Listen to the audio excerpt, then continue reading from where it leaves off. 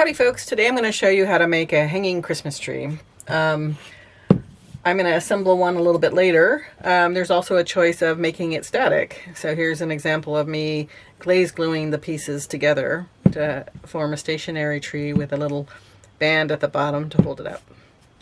Anywho, what inspired this is this cookie cutter I got, and I felt like it's too much to have so many layers.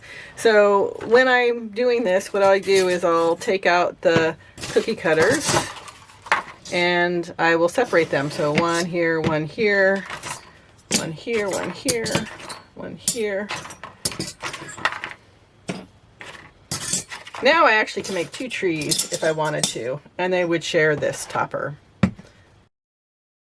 Now that I've decided which to use, I'm going to separate again. So base, next layer after that, next layer after that, and then this one goes here.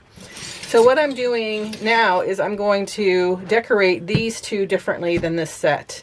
And the reason for that is when I'm glazing, it's easy for me to know that, oh, this texture is going to be the green texture, the darker green, and this one is going to be the lighter green. So that's the only reason for that. You could make it all the same texture, it doesn't matter. That's just what I like to do. So let's get started. So this is a little cheapy roller I got from Michaels, and this is an MKM roller. The next step is something I'm sure anybody experienced with cutters will know, is to put plastic on, and it leaves the edges really smooth when you cut. So I'm going to go ahead and do that. The other thing I like to do is to use like a little board, wear board, to help press the whole thing down. It saves my hands. Some of this clay I'm going to leave, like the ones that are intact, I'm going to leave it for my support pieces, which I'll show you in a bit. And while I'm taking this apart, the other thing I want to point out is, you know, I just happened to see this cutter set, but you could use other cutters. Like I have this set here by Fat Daddy-O. I also have scallops. Both of these would work. So don't despair if you can't find cookie cutters for Christmas trees. Next step is to shape. I'm going to use this little mold here, and you can use anything. You can use fruit if you have a apple or an orange. Now, as the sizes get smaller, I tend to go to smaller molds. Even you can use a rubber ball. And those come in various sizes. For this last one, I'm going to use a tool, a ball tool that I have. So this would be like a marble size. The next thing I like to do is put the holes in. So I'm going to just eyeball it and poke a hole through there and repeat. Lastly, I need a topper. So I'm just going to roll that out a little bit thinner. I'm going to revisit my skewer, and I'm going to use this for putting the star together. So I'm just going to do a little bit of moisture on this one, and I'm going to press in, and then I'm going to place the other star on top. So gently pressing each of the points together. So this is fresh clay. I really didn't need to add slip. And then next thing I'm going to do, once that all looks good, is turn the skewer. So turn it and release. Now I have my star. All right, so to fire these puppies, I would like to suggest that you create a tray, and then you can stack your pieces in a tray. So this is an example of the little tray I did for the entire tree. So that's just for the bisque. When it comes to glaze firing, you're going to be using some rings. So let's go ahead and get the rings going, plus a little cone for the tippy top. My very first one requires a deeper ring. So first I just cut a strip, and I'm just going to go around and see if that looks like it'll fit inside here. Yeah, that'll work. What I'm going for is that when it fires, especially for the glaze firing, that it doesn't touch the ground or the shelf. So that's a perfect size for this one. That one's a little bit short, so I'm going to give it a little bit of lift by just adding some points to it.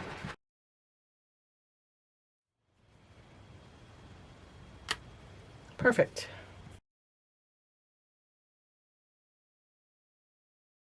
And lastly, for the topper, I'm going to use a little cone. So I'm just going to roll a ball and then start pressing towards the top there, and then squishing it and then pressing. And there I have a little cone. If you're making a bunch of these, you know, I have these leftover ones and I could use those over again as well. Okay, I don't feel good not showing you how to make the little balls. So I'm going to do that right now because I need the balls for this set. Oops. I'm adding a little bit more to this one because I think the bottom one could use to stand to be a little bit bigger. So you might have graduated balls.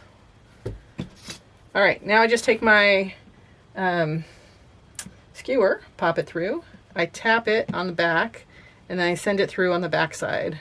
That just, because you're going to get a blowout. Let me show you. So I'm doing this, and when I do that, it pops it out. So I'm just tapping that back in and then pushing that back through. These don't get glazed at all. They're just hanging out there. All right, now it's officially complete.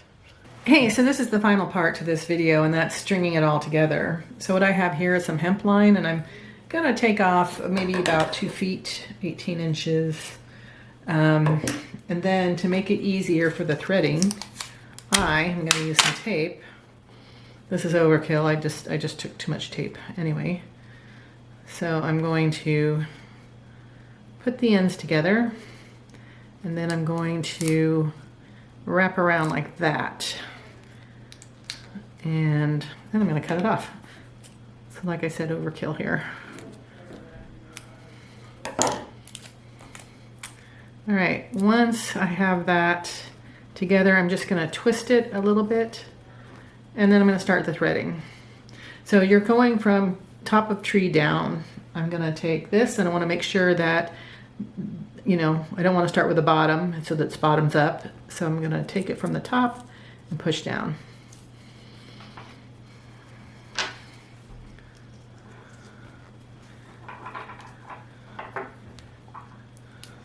So there's supposed to be 3 balls here, but this is so pointy. I don't think I need a ball between this one here. So I lost it, but I think it's okay. All right, now I'm going to pull it through a little bit and tie it up.